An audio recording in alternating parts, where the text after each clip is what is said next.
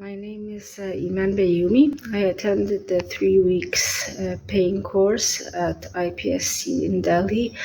I think it was very useful and comprehensive because I attended the outpatient cases and I was explained thoroughly everything by Dr. Pankaj, including the radiological findings, how to read MRIs. I also attended the operating theater cases, so I saw most of the basic interventions as well as some advanced interventions.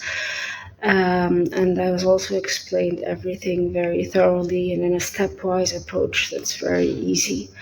I also had hands-on training in ultrasound by Dr. Harshita Surang.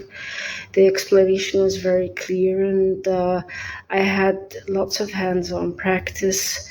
So most of the use of the ultrasound in pain medicine was also covered. So it was very useful for me. And all the staff at the IPSC were very cooperative as well. The radiology technicians and all the staffs would help you with anything you need.